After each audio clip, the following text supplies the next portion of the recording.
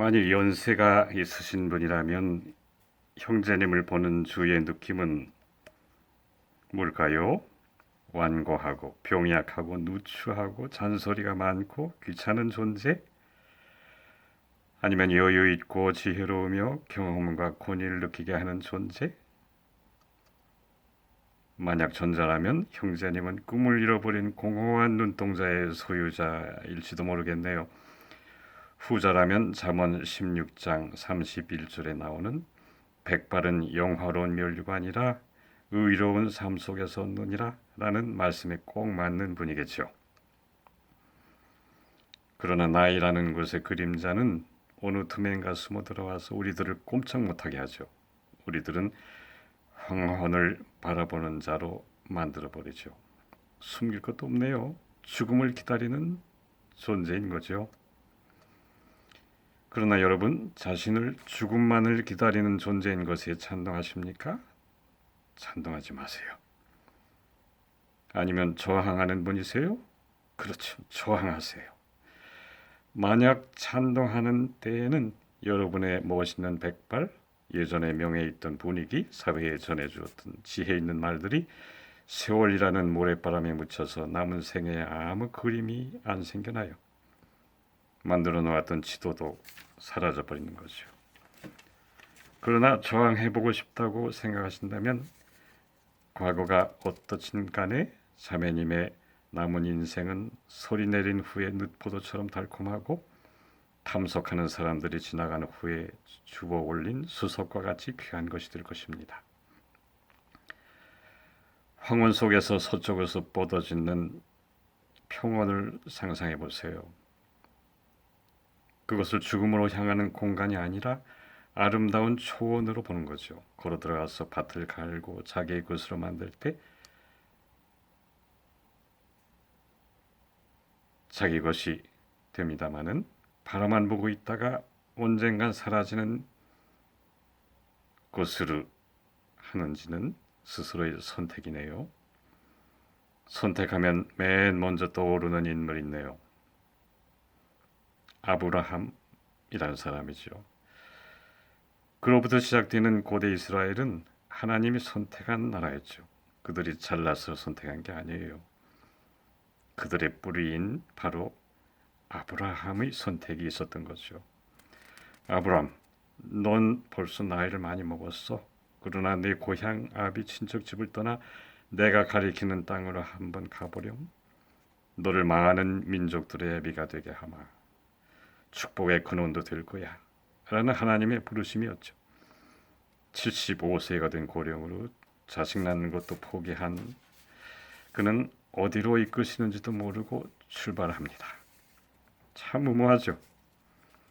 그는 갈대아 우르에서 살 때 꽤 괜찮은 사람이었어요.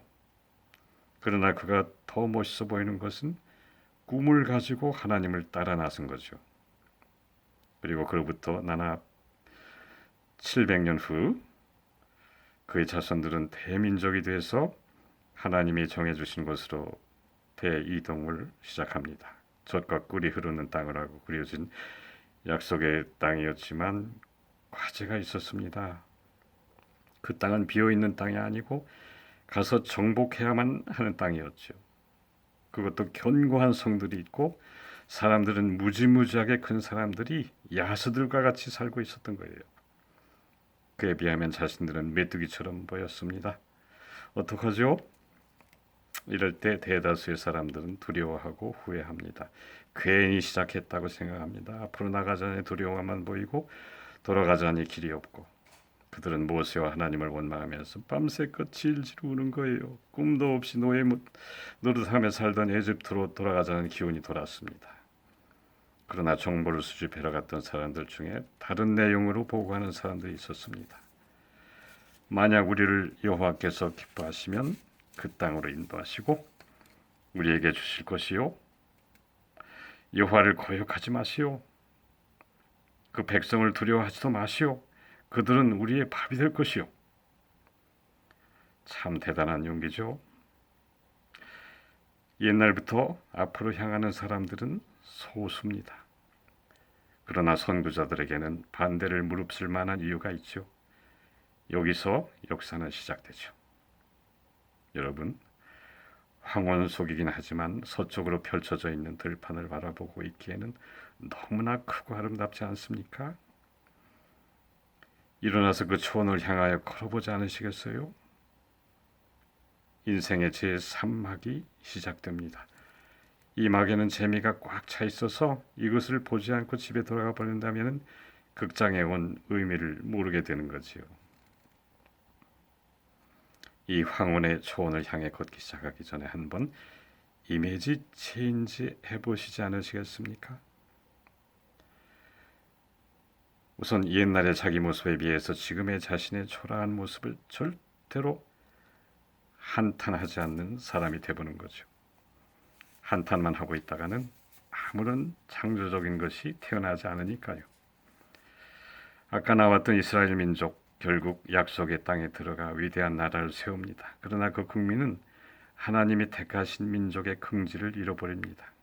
결국은 망하고 정성스럽게 세웠던 성전이 파괴되는 것을 보아야 하게 됩니다. 그리고 한참 지난 후에야 지배국인 페르시아 왕의 허가를 얻어 겨우 성전 재건을 주춧돌을 놓는데, 예전의 성전 모습을 기억하고 있던 노인들이 지금의 주춧돌의 규모가 너무 작은 것을 보고 흐느껴 우는 거예요. 그러나 하나님께서는 그들의 이런 모습을 기뻐하지 않으셨습니다. 그들의 흐느끼는 소리보다 몇 번의 더 큰 소리로 기뻐하던 많은 사람들의 젊은 기쁨의 소리가 있었습니다. 이 소리는 멀리서도 들려왔다고 성경은 기록하고 있고, 이 기쁨의 소리에서 이스라엘의 미래가 다시 살아났습니다. 권위를 내세우지 않는 모양도 참 보기 좋습니다. 지금껏 쌓아온 여러분의 업적 참 훌륭합니다. 너무 수고하셨어요. 그러나 이 일의 흐름이 축이 따로 있는데, 자기 권위만 지키려 하면 무리가 따를 수가 있죠. 민수기 16장에서는 하나님이 인정하신 모세의 하는 일에 반기를 들었던 고라라고 하는 사람이 있습니다. 그는 지도력도 있고 경험, 권위가 있던 사람인 것 같아요. 그러나 지금은 그가 인정받을 때가 아니었습니다. 작은 권위주의였던 그는 흐름에 거슬리기 시작합니다. 그리고 결국 자기 소멸로 끝나는 거죠. 왜 먼저 나한테 상담해 오지 않았어? 라는 권위의식은 때로는 부끄러움을 당하는 원인이 되기도 한답니다. 솔선하는 사람으로 바뀔 수 있었으면 좋겠네요. 갈렙은 거인으로 보이는 저자들은 우리의 밥이다 라고 보고한 두 사람 중에 한 사람이죠. 지금부터 시작되는 이스라엘의 가장 노른자위를 차지할 만한 위치에 있었습니다. 그러나 그가 선택한 것은 지금부터 싸워야 할 땅들 가운데서도 가장 험한 자갈투성이의 땅이었죠. 그때 그의 나이 85세, 최고령이었죠. 그러나 그가 하는 말, 내가 예전에 꿈꿨고 하나님이 주시겠다고 약속한 그 땅으로 나를 가게 해주시오. 이 말로 인하여 여호수아 14장에 있지요. 그는 45살이나 젊어지게 됩니다. 누군가의 생명의 한 부분이 되어주는 것도 좋겠습니다. 기증된 장기가 그것을 받은 사람 속에서 생명이 계속되는 것처럼 말이에요. 누군가의 비료가 되어주고 누군가의 생명의 기억이 되어주고 최후까지 버리지 않고 손에 쥐고 있을 편지가 되어주고, 직접 들리진 않지만 누군가를 위한 기도 소리가 되어주고, 이런 모습들은 헤아릴 수 없이 많이 창출해낼 수가 있습니다. 왜냐하면 생명의 모습이니까요. 그리고 꿈나무를 키우는 노인의 모습은 어떠십니까? 이것은 조용하지만 강한 도전입니다.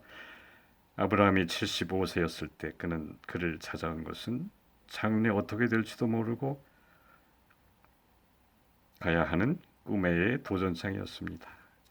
안전하고 즐거운 아버지 집과 고향을 떠나서 매일매일 하나님의 보이지 않는 손에 이끌려서 방랑하는 거죠. 꿈 없는 안주보다 꿈 있는 방랑의 의미를 실은 거죠. 뭐가 일어날까 마음 졸이며 두근두근 자신의 연약함 때문에 무릎 꿇면서 그 속에서 인생 그림을 다시 그리고 꿈을 간직한 사람이 돼서 많은 민족의 아버지라는 아브라함으로 이름을 고쳐갑니다. 지금도 남자애들이 태어나면 많은 아이들이 같은 이름을 지어봤죠. 황혼 속에서 서쪽으로 향해 펼쳐지는 초원은 넓고 아름답습니다. 바라만 보지 말고 그곳으로 달려가세요. 만약 누군가가 당신 할 일이 있으신가요? 라고 물을 때 없다고 대답하지 마세요.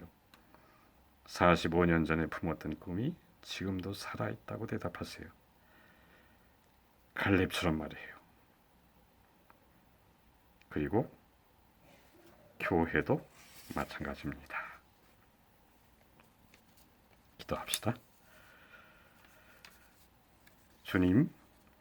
주님께서 주신 인생의 마지막 부분까지 주님 안에서 즐겁게 하소서. 젊은이들은 환상을 보고 아이들은 이혼할 때 노인들은 새로운 꿈에 살게 하소서. 예수님 이름으로 기도합니다. 아멘.